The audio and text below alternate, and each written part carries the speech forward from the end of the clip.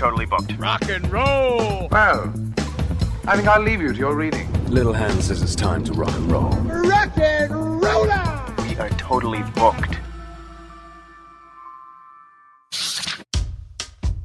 Welcome back to Booked on Rock, the podcast for those about to read and rock. Subscribe and give the podcast a 5-star review wherever you listen, and the website, bookedonrock.com.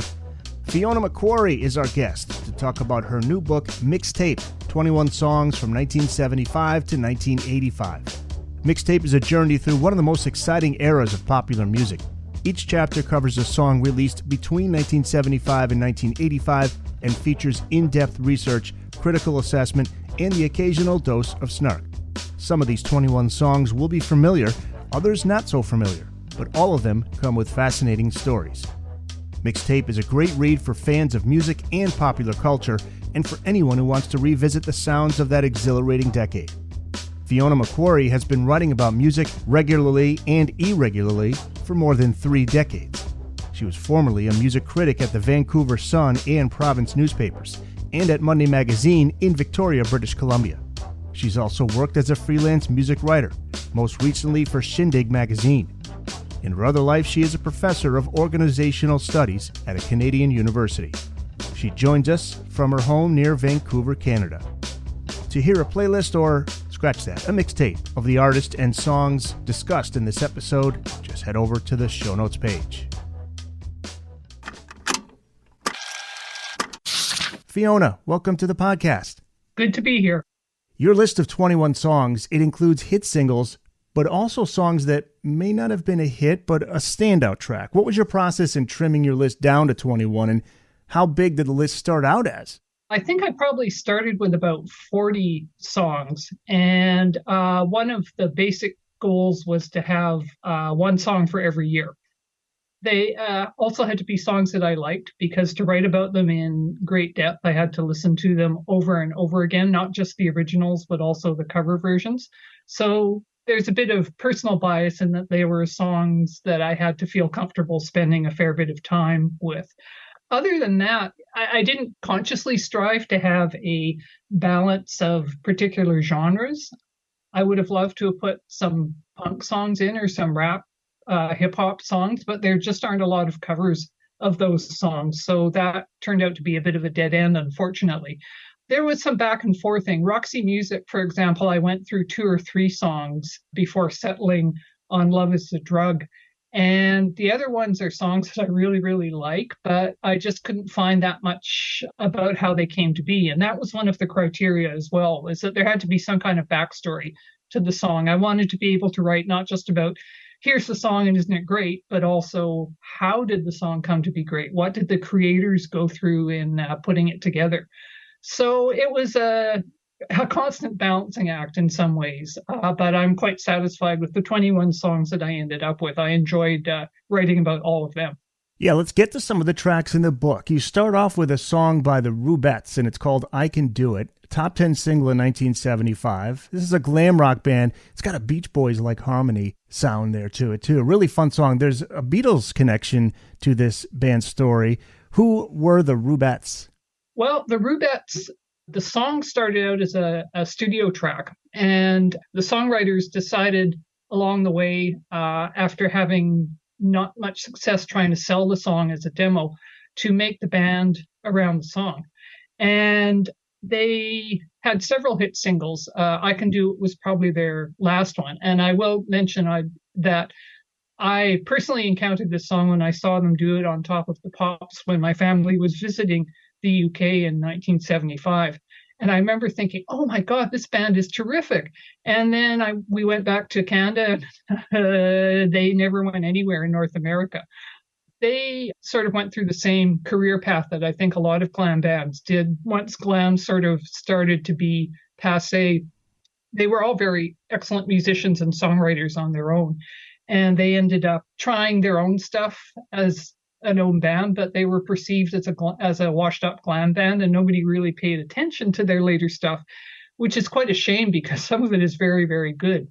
And the drummer for the band, John Richardson, became involved with the Krishna Society and took a spiritual name in that practice. And he got to know George Harrison because George Harrison was also involved with the Krishnas. And John did quite a bit of work, I understand, at the manor house that George Harrison bought for the Krishna Society. So, yeah, they were a very eclectic group. And as the chapter details, they went through a lot of legal battles as to who got to be the Rubettes once the original band dissolved. But it's quite a fascinating story, all the different ways that they went to after that song was a hit. And they did take a little bit of a ribbing from some of the other artists. You included a story about the members of the band The Sweet mocking the Rubettes, and they used the lyrics from this song, I Can Do It, kind of poking fun at them, saying they're not really a glam rock band.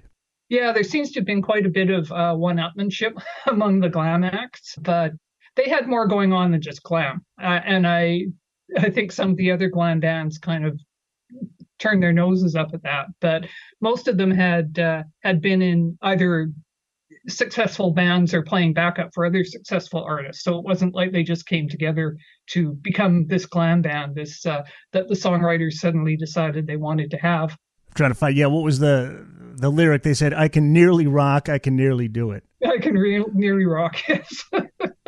And there is still a version of the Rubettes today? Yes, there is the Rubettes that have 3 of the original members, and then Alan Williams, the former lead singer, also does a Rubettes act himself. Interesting. Yeah, I'm kind of in your boat here in the States. I never heard of the band. So this was like an introduction for me, which is interesting. That's one of the fun things about reading this book. But of course, there are songs and artists in this book that we all know about, and one of them being Steely Dan and the song Kid Charlemagne, and that's one of the songs you include from the year 1976. One label you take on is that Steely Dan is a yacht rock band. You say if any band should be excluded from that frivolous category, it's Steely Dan. Why do you think that, and how did Steely Dan get labeled that in the first place? I think mostly because of the music they made around the album Asia in that period. That sort of has that glossy, laid-back vibe that I think gets associated with the label yacht rock, which I think is pretty clear from the book I really don't like. But their early stuff is very edgy and weird and writes about unusual things. And I think some of that is still present in Asia, because if you look at the lyrics from that album, there's some strange dynamics going on in terms of their approach to standard subjects like love and breakups and that sort of thing. But I don't consider them yacht rock at all. I admit in the book that I don't like Asia. It's just too glossy and too perfect for my tastes. But I think throwing all of their work into the yacht rock bin is really, really does it a disservice. This is funny. Just literally before we started recording, Chevy Chase's European Vacation was on. And I know that story's gotten out there, and it's been out there for quite a while, but I still love it. Chevy was a bandmate of Donald Fagen and Walter Becker at one point when they were in college, right? That's right. Yeah, they played in a band. I think it was called something weird, like the something Canary, and I think it lasted like 3 gigs. But yes, they were at one point in a band together. I love that story. Yeah. You write, quote, the song Kid Charlemagne likely sent many fans of the Dan running back to their history textbooks to remind themselves of who exactly Charlemagne was. So who exactly is or was Charlemagne, and how does he end up being the subject of this classic track by Steely Dan? I was surprised to read that there's actually an LSD connection here. Yeah, yes. Charlemagne was the ruler of the Holy Roman Empire, which at one point encompassed most of what modern-day Europe and part of northern Africa as well. And the parallel that I think Becker and Fagen were trying to draw is that he had this great empire, and then, like all empires, it sort of started crumbling away at the edges, and then it fell apart. And the parallel they draw in the lyrics, which it took them several years to admit, was with Stanley Owsley, who was an associate of the Grateful Dead in 1960s in San Francisco and was also the maker of the best LSD in the region. And he ended up getting busted, not surprisingly, and having to travel from town to town evading the cops and shipping his manufacturing supplies in a box that he shipped on Greyhound buses. I think the parallel that they were trying to draw is like Charlemagne. Here is Owsley, who was this god in psychedelic era San Francisco, who is suddenly reduced to running from the cops and taking Greyhound buses and trying to be anonymous. And if you look at it with the song with the lens of Owsley, you can see that storyline unfold. As I mentioned, it took a couple of years for Becker and Fagan to admit that that's who the song was actually about. But I kind of like that you can also approach it with this mystery that you don't know who Owsley is, or you don't know that he's the subject of the song. But the story of empires crumbling is the same everywhere. It was the same that happened with Charlemagne and his mighty empire. And here's this person who also had an empire, and times changed and markets changed, and his empire crumbled away.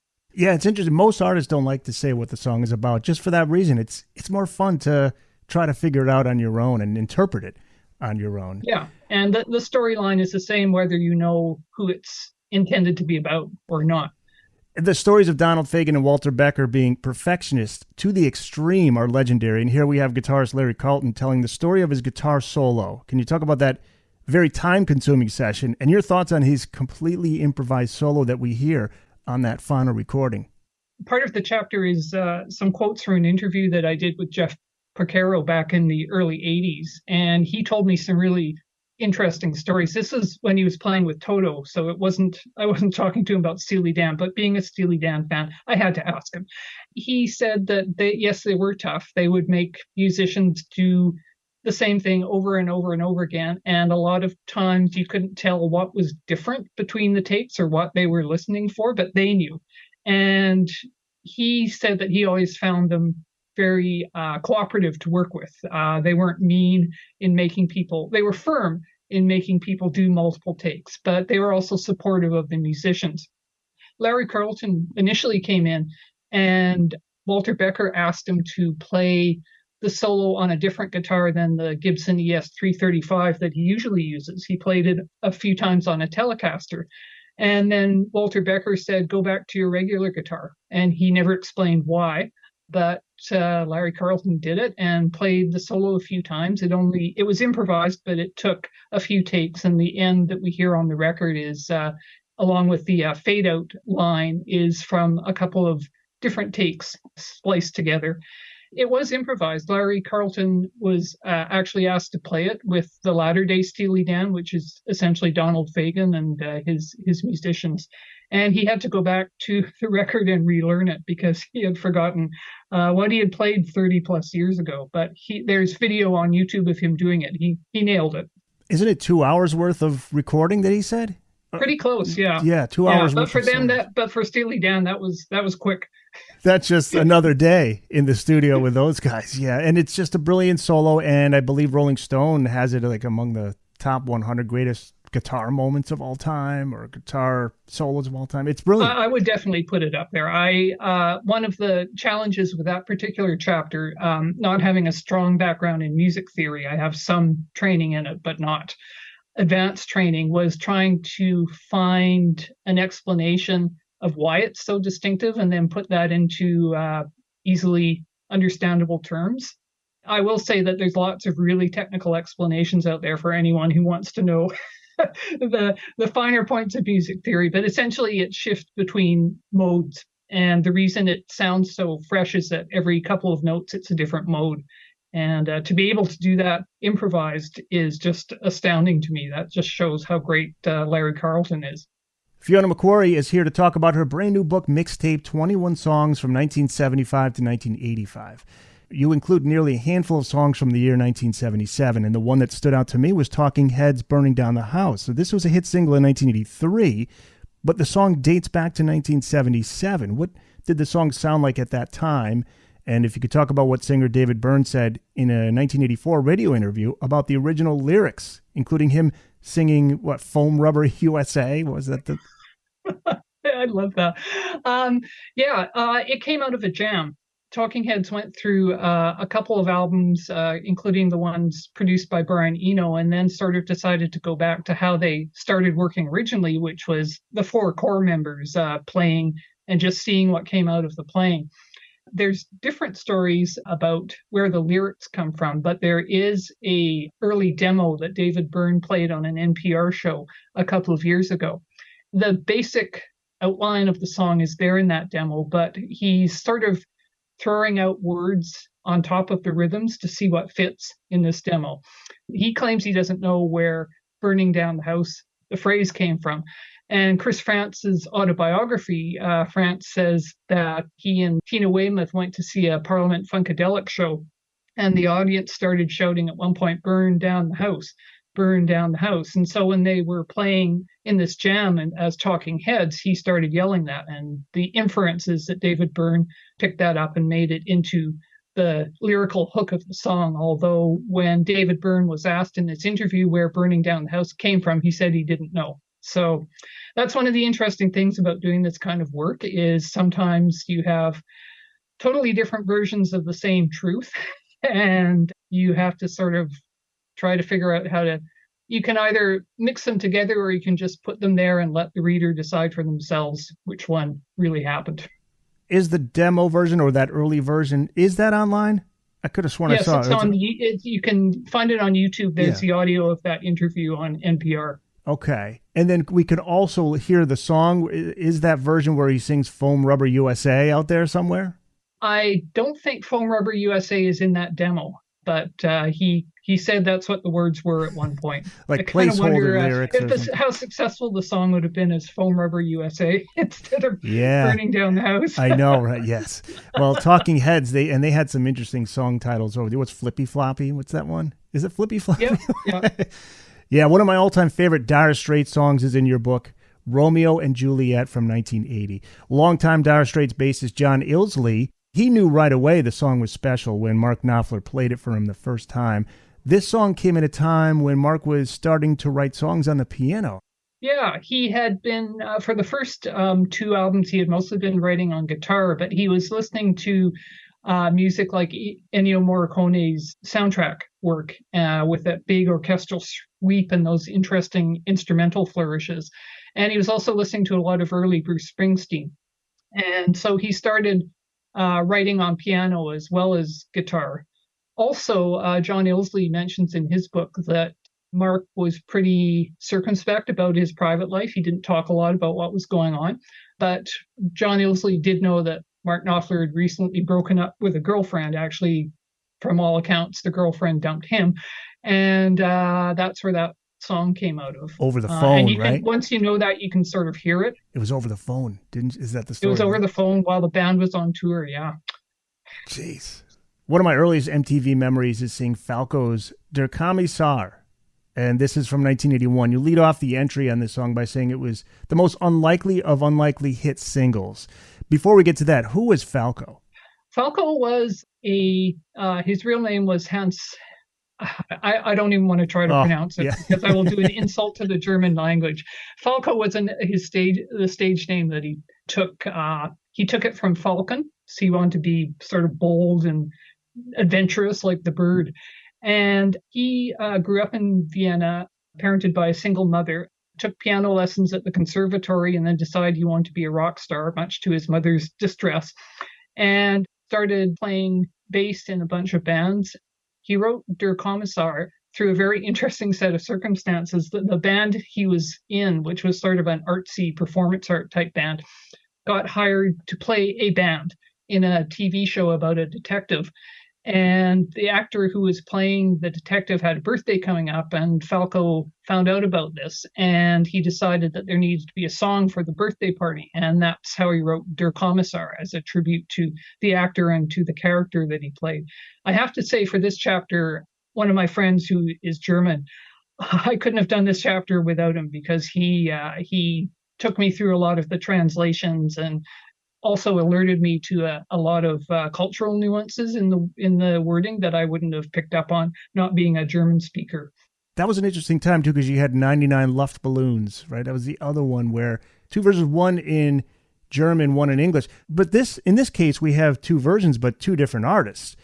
How does a rap in German by a largely unknown artist go on to become a top 10 single in the U.S.? And this is where the British band After the Fire enters the story, right? Yes, that's right.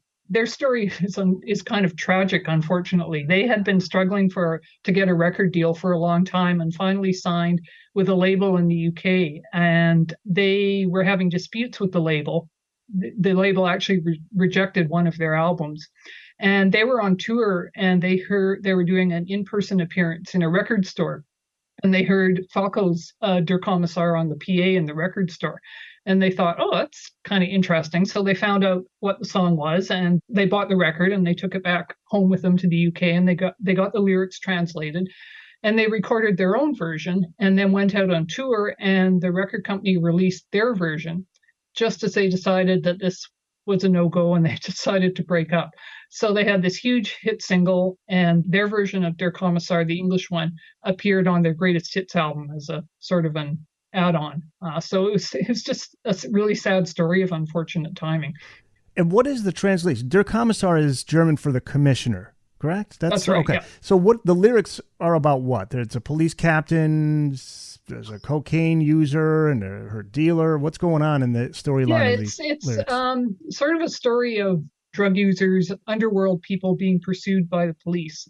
The chorus, which in English goes, "Don't turn around, the commissar's in town," is about the drug dealers and the drug users being chased around by the police. So the story is basically like, I don't know, like a photograph or a short movie. There's not really any significant events or outcomes. It's just these two parties playing with each other in the night in the city and trying to track each other down or avoid each other.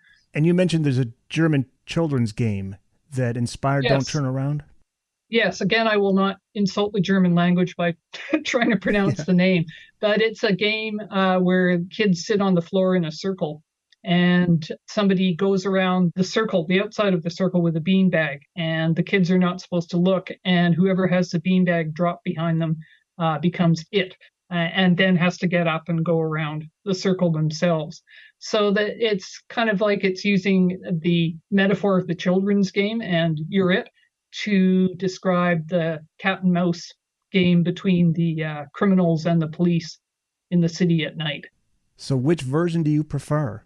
Oh gosh, I would have to say I think I like Falco's the best. I think, even though I didn't understand the words until about 6 months ago, I think just delivering it in the original language just has a kind of a rhythm and a snap and a beat that translation, no insult to After the Fire or their translator, but it's really hard to transpose a song that relies so much on the quirks of the original language into another language. Yeah, well, and hey, props to them. They had a hit with it. And speaking of hits, the number one single by Yes, the only number one in their catalog, Owner of a Lonely Heart from 1984. Now, this is interesting. It starts out as an acoustic demo put together by Trevor Rabin when he was not a member of Yes. In fact, the song wasn't initially intended for the band Yes, but the producer of the soon-to-be next Yes album, 90125, happens to hear Trevor's demo. Yeah,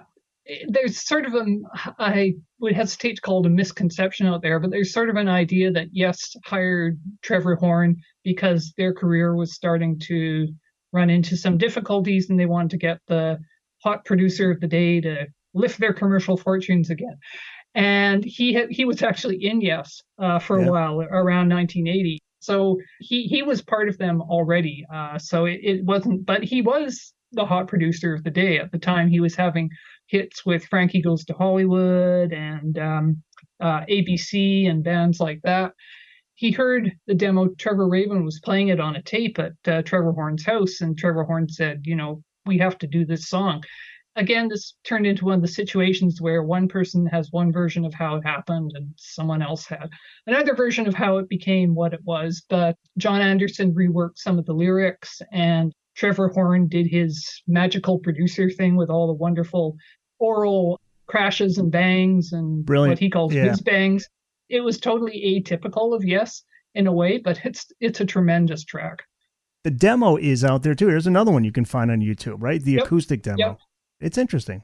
Yeah, I listened to it in the sense that here's where the song started. So there's going to be differences between that and the beautiful final version, but you can still hear the basic bones of the song there. I actually think that the lyrics, whoever, John Anderson and whoever else ended up adding to them, I think the new lyrics are kind of an improvement because they're more abstract and interesting. They're not just a straight, you dumped me and now I have a lonely heart love story.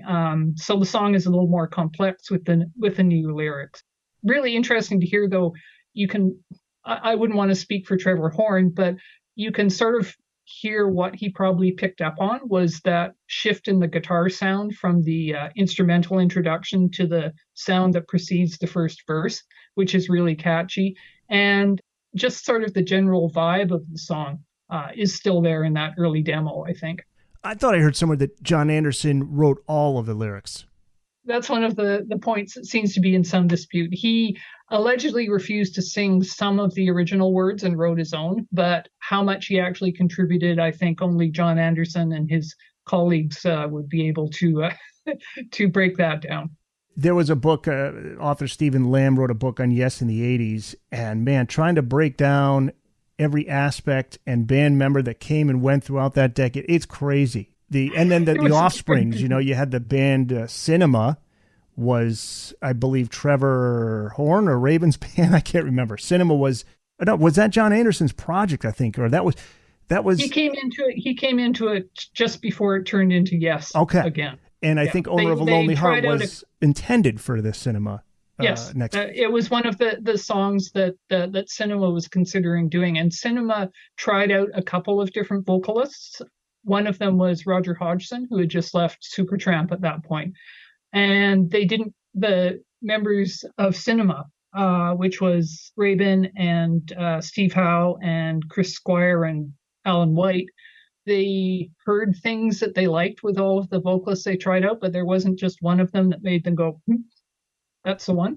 And then John Anderson was persuaded to come in, and he sang a couple of the songs. And at that point, according to most of the sources I read, they realized that there was no point in calling it Cinema because, especially after Tony Kaye came back, it was Yes. So they switched back to being Yes. And another interesting offspring of Yes was Asia, which that was the biggest of all of the bands that branched out from Yes. They had a huge run there in the mid-'80s. And let's finish with another song from the mid-'80s. You got a couple tracks in the book from 1985. One is a song that, thanks to Netflix, is suddenly thrust back into the spotlight. And I'll leave it at that. We'll let people find out when they pick up a copy of the book. There's a teaser there. But I want to ask you about the other one, because this guy is my all-time, hands-down favorite frontman of all time, and I'm wearing my Van Halen hat here, David Lee Roth. And you include his cover of Just a Gigolo, I Ain't Got Nobody, which, as you write, was one of the biggest surprises of 1985. Not only surprising that it was a hit, but also surprising that it even existed. As somebody who's studied Dave's career from start to finish, front to back, I know he's a fan of all kinds of music. He's unpredictable. You never know what he's going to do next. He loves the big band era, among other areas. He's even done bluegrass. I don't know if you ever heard his versions of Jamie's Crying and Jump. I heard the Jamie's Crying. Now, these two songs were first put together in 1945 by Louis Prima and his orchestra. But you write about the fascinating history of each song. So can you talk a little bit about each song's history? One goes all the way back to 1915. Yeah, I was quite surprised to hear this too, because my familiarity with both songs was the Louis Prima version that inspired David Lee Roth. But Just a Gigolo started out as a tango for an orchestra. And the original lyrics, some of which are retained in the current version, are about a former soldier who is down on his luck and can only make a living as a gigolo. And the lyrics sort of describe him sitting outside a cafe, sort of calling out to women who come by in the hopes that they might procure his services. I Ain't Got Nobody started as a blues song. It was mostly sung by women, and there's some very, very early recordings of it. And it sort of morphed into becoming a big band number. And Louis Prima was the one who knew both songs. Presumably his orchestra or his musicians had played each one separately, but he was the one who put them together into a medley. And they fit together thematically, like the poor lonely gigolo has no buddy. So there's a obvious connection between the two.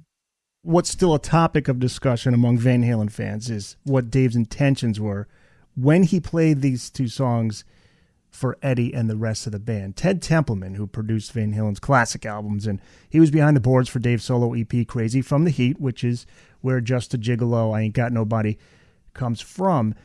He said Dave purposely chose songs like this so it wouldn't detract from or compete with Van Halen. In other words, this is just something I'm going to do on the side, have some fun. I'll wait for Ed and Al to get their act together and we'll record new music. In fact, he was on Letterman January of 85 saying we're going to go back into the studio soon. Obviously, that never happened. Eddie and Alex, they were pissed when Dave presented it to them and the band. They're just like, what is this? And Dave wanted to make a movie version of Crazy from the Heat and have Van Halen make the music, and Ed and Al saw that as a slap in the face. Dave didn't see it that way. So my question to you is, do you think the band was already done, no matter what Dave did, or was Crazy from the Heat the straw that broke the camel's back?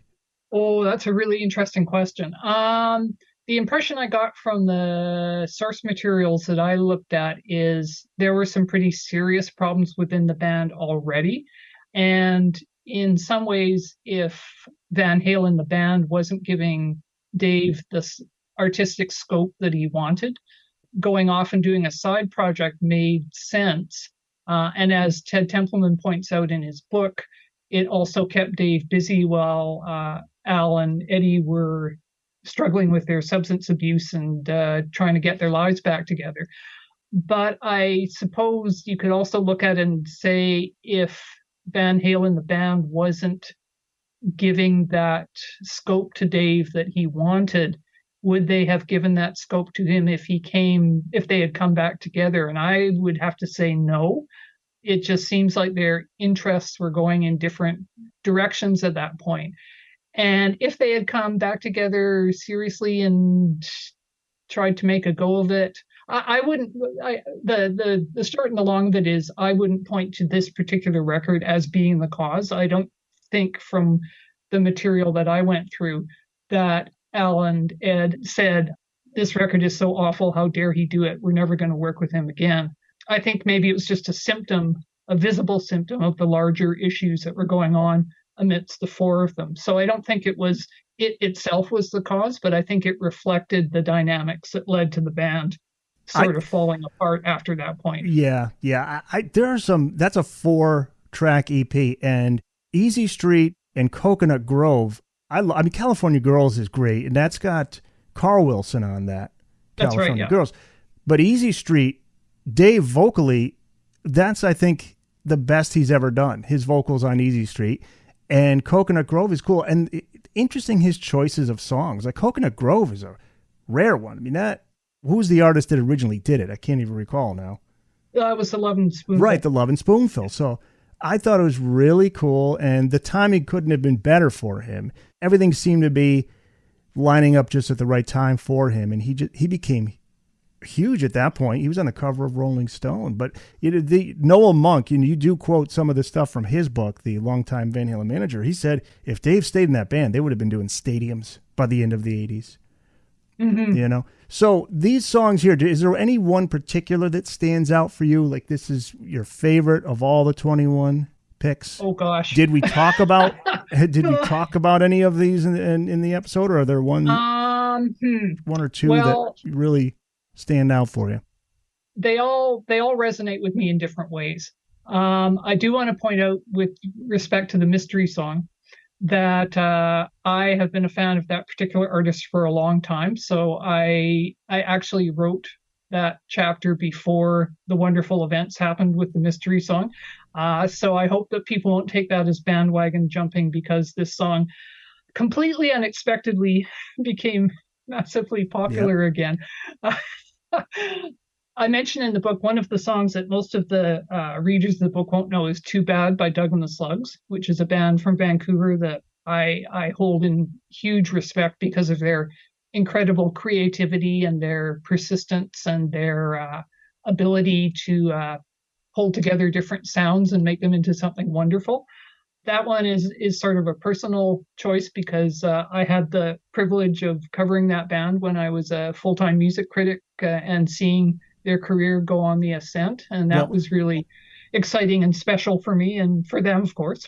That's what you bring up in the book, that a lot of these songs connect with you as a journalist, as a fan, but also as a journalist. It takes you back to a time during your career, which was a standout moment in your career.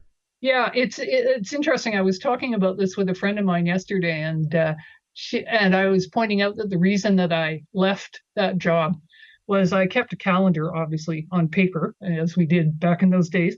And in one year, I was out 250 nights out of 365. And I just said, I can't keep doing this. Burned out. This is too much. Yeah. But I was lucky enough to be doing that at a time when there was a lot of exciting music coming out, when pretty much every band toured behind that music. So I got to see a lot of great shows and a lot of which I'll admit I wouldn't have gone to on my own, but I ended up enjoying them really, even though it wasn't something I would have chosen to go see on my own. So yeah, but at the same time, as I point out in the introduction, this book is not about me. Obviously, as I said, I have to like these songs to be able to write about them and research them in such depth. But this book is not my life story told through songs that happened at particular times. I really tried to step away from the songs and tell the stories of the songs and let them stand on their own, and only put my relationship to them in when I felt that it would be dishonest not to, because it influenced how I heard or how I experienced a particular song. And man, what a different time now here in 2022 when you look back at that decade, the 70s and 80s, and in your case with this book, 75 to 85. We start out with albums, vinyl, and then, well, the 8-track was around for a little while, and then you get to cassettes and CD. And I think you had written in your book, too, about how the fact that people, once they got cassettes and they were able to record a song on a cassette and share it with other people, that actually brought more people to the record store, as opposed to where we're at now, where it's the reverse, especially in the early 2000s, where less people were going because they could just get it for free from their friends.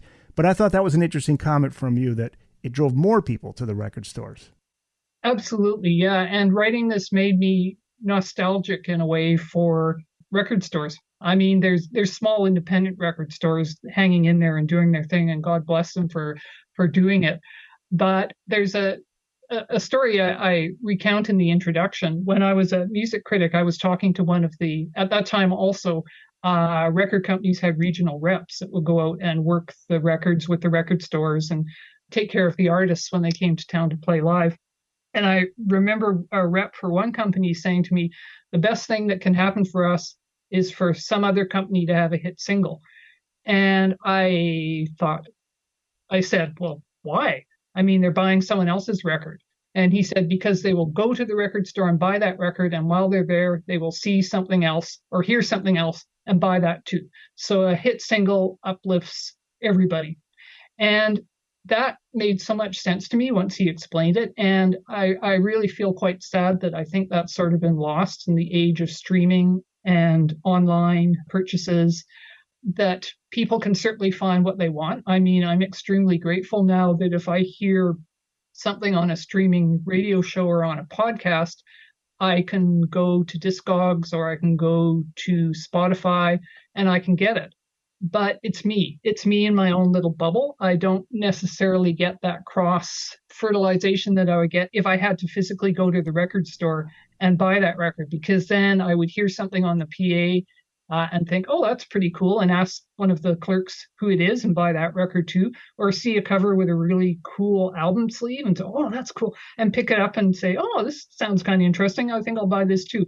That's been lost, and that's I don't want to sound like, things were better when dinosaurs roamed the earth, because obviously there's pluses to artists being able to put their work directly online and sell it directly and get some money for it, as opposed to it going through a record company and all being sucked back in expenses. But yeah, we have lost something with that model. And I'm not sure that the online experience replicates it in the same way. The emotional value has dropped with the actual value of a song. You can pay 99 cents for a song, or you do just like I do. You pay $10 a month. I have Amazon Prime, so it's like $8 a month, and I just download and play. The emotional value you connect with.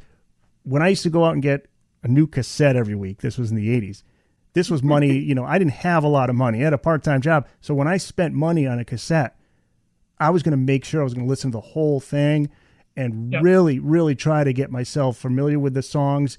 And in doing that, now you go 20, 30 years later, you say, man, I remember when I had that cassette and I used to drive around town after school on a cold winter day, and and I still, to this day, I can think about that with Aerosmith's Pump. I can think Peter Gabriel's So, some of the Genesis albums, of course, the Van Halen stuff, but I can see Tom Petty. I remember working at a summer job in '89. It was just a miserable job, and that Full Moon Fever album got me through it. So I think it's different, although I'm sure you can still connect with the music that way, but I don't know if you're buying something, you are going to commit to it. Yes. And I think something else that's lost too is the ability to be able to buy individual tracks. I think there's also value, and this may sound odd coming from me who just wrote a book about 21 individual songs, but there's also value in how the artist structured the album. Why did they put these songs in this order? They wanted you to hear them and go through some sort of journey with these songs. And yeah, you might not like all of the songs, but there was a reason for doing it that way. And it's great to be able to pick out individual tracks, particularly if an album, let's face it, is kind of a dog and there's only one or two good songs on it. But something else that I think we're losing is that structure that the artist puts around their work and the way the artist wants us to hear this sequence of songs. I think that's losing a bit of importance too, and in a way that's a little sad as well. Yeah, and the reality is the business model is always changing, so where it's going to be 10 years from now, 20 years from now, who knows? It'll be interesting. Yeah. Mixtape, 21 songs from 1975 to 1985 by Fiona McQuarrie is out Monday, October the 3rd through New Haven Publishing Limited. Where can people get a copy? The usual places. It's available in Kindle, it's available on Amazon, but please support independent local bookstores. They are as important as independent record stores. And the ISBN for the book is on my website, writingonmusic.com. And if you have that ISBN, you can go and order it at your local bookstore. Okay, writingonmusic.com. So I'll put a link to that in the show notes page. And I also, on my website, bookedonrock.com, I have a link to where you can find your local independent bookstore. So go there and look for Brilliant, thank you. Yeah, look for your independent. Now, this is the second, right? There's another one that you had. Yes, my first book, which came out in 2018, was Songbook 21 Songs from 1964 to 1974. Okay, so we can find that on Amazon. I found that already on Absolutely. Amazon. Okay, yeah, all right. They make a lovely set.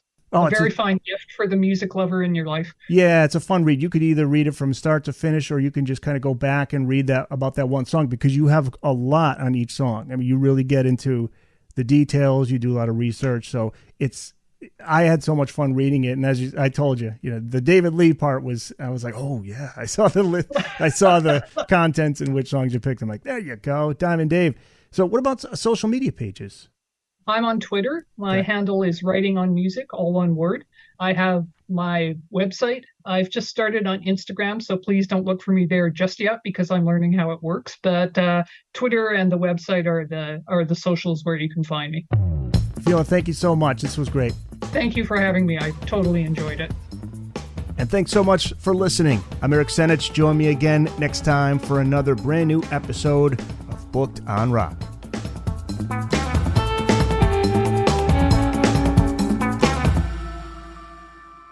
That's it. It's in the books.